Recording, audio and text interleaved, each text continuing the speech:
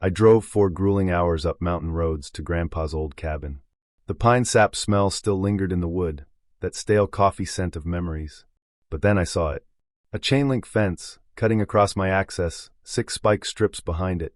6 spike strips that weren't even hidden, they were right there, waiting for me. My heart sank, but my feet were already stepping out of the truck. There was a man standing on my porch, cold beer in hand. Smug grin. "Read the notice," he said. "This ain't your land anymore." I didn't argue, didn't waste a breath. I nodded once, turned around, and drove off slow. But here's where the story changes. 48 hours later, I came back. And the thing on my passenger seat? It was the one thing that would flip everything upside down. And the man who took my land? Well, let's just say he's the one who ended up with nowhere to go. You might be thinking, 48 hours? What did you do in that time? I'll tell you, drop your thoughts below, but first, let me give you the backstory. My name's Garrett, third-generation owner of a 2.3-acre parcel in the Blue Ridge foothills of western North Carolina. The land? My grandfather, Eldon Marsh, bought it back in 1961 with money he saved working double shifts at a furniture mill. He didn't buy it to sell it. Hell, he didn't buy it for anything but some peace and quiet. Built a one-room cabin by hand, hauling cinder blocks up a rough logging road with a truck that wasn't even supposed to make it up there. Fast forward, my dad added a room in '87. I made it my own in 2019, added a propane hookup, set up a proper well pump. The cabin sits on the edge of Ridgeline Estates, this planned community that sprung up around the early 2000s. The kind of place where nature's a backdrop and the houses all look like they were built in a factory. Vinyl siding, pristine pressure-washed driveways, American flags that stay up rain or shine. But my cabin? It predates the HOA by 4 decades. And that little fact? That's what became the hinge this whole story would swing on. Now, let me introduce you to Sterling Briggs. Sterling moved into the biggest lot in Ridgeline Estates in 2018, a 4,200-square-foot house he barely could afford. The kind of guy who wears polo shirts to HOA meetings, uses words like aesthetics and property values, hammering them down on everyone whether they fit or not. He's a mid-50s ex-middle management guy from some regional insurance company who never had much authority in his life, until he found himself running the HOA in 2020. And guess what? He ran unopposed because, well, nobody else wanted the job. Classic, right? The first time he came after me was in the summer of 2021. He sent a letter, one of those official ones with a seal, about my cabin's exterior not matching the community standards. I ignored it. Then came the second one, a $200 fine. I didn't lose my cool. I wrote back explaining that my cabin predated the HOA by 40 years, and in North Carolina, structures like mine couldn't be forced into compliance with HOA rules. He sent a third letter with a photo of my cabin circled in red. I got a visit from my neighbor, Darlene, the kind of neighbor who remembers everything. She told me Sterling had tried this with 3 other homeowners. 2 caved and paid. 1 moved. She warned me, he thinks the rules only work one way. I should have listened closer to what she meant. The next spring, things escalated. Sterling didn't send a letter this time. No, he sent a surveyor and a fence crew. And get this, he filed paperwork with the HOA claiming my driveway had been abandoned and was now common HOA land. He even installed spike strips. 6 of them, right on my driveway. The pop of my rear tires when I rolled over those spike strips. I won't forget that sound.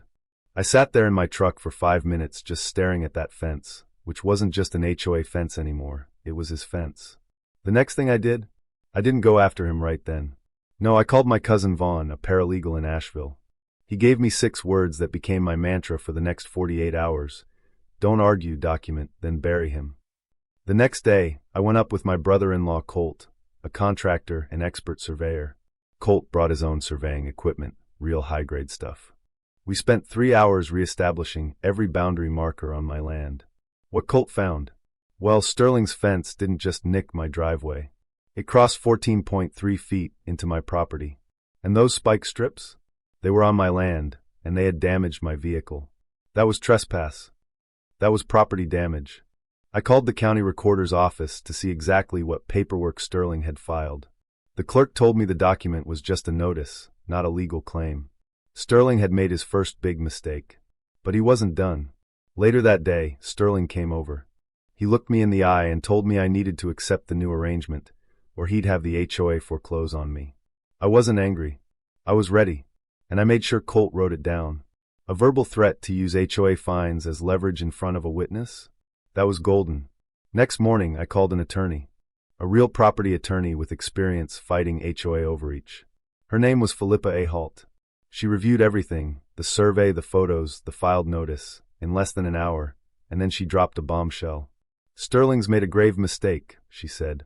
You've got a personal injury claim, a trespass claim, a conversion claim, and if we can show the HOA worked with him, an unfair trade practices claim.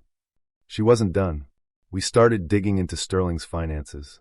Turned out he had 2 unpaid HOA assessment liens on his property. He was behind 11 months. The catch? Board presidents aren't supposed to be behind on dues. So guess what? He wasn't legally allowed to hold office. It was a mess. But here's where things got really interesting. The HOA sent me a fine, a $1,500 one, for obstructing access to common areas. It was the irony of it all, really. The guy who had taken my land was trying to find me. Wendell, another neighbor of mine, had been keeping a file on Sterling for years. He had the receipts, and when I went through them, it was like opening Pandora's box. Sterling had been running a protection racket inside the HOA. The thing was, everyone was starting to figure out what he was really up to. He was backed into a corner, and he didn't even know it yet. By the time Wednesday rolled around, I was ready. I had an attorney, a petition, and a plan. The trap was set, but Sterling wasn't done yet. He tried to call in favors, make peace, backtrack on all the damage he'd done. But it was too late. Friday evening, the showdown came. The community center was packed. I walked in, and there he was, standing behind a folding table. His eyes locked on mine immediately. And that's when I dropped the hammer. I told him exactly what he'd done wrong, how he'd broken the law, and that he was in contempt of a court order. His jaw tightened. But the room? The room was silent. Then, everything crumbled. The Fernalds walked away from him. He tried to salvage things, but it was over. He adjourned the meeting, but it was too late. I knew it. He knew it. The whole town knew it. Sterling Briggs? He didn't lose his job that night. He lost everything. By the end of that week, he was gone. His home. Foreclosed. He was out. And I was left standing on my grandfather's land, victorious, knowing I'd fought the right fight. It wasn't about revenge. It was about justice. About making sure the people who hold power aren't using it to trample over the ones who don't have a voice. So let me ask you, have you ever had an HOA, or anyone with a little power, try to take something that was yours? Drop your thoughts below. Share your experiences. Let's get the conversation started. And hey, if you've got someone in your life who's dealing with something like this, share this story with them. Because trust me, quiet people with the right documents are the most dangerous thing a bully will ever face.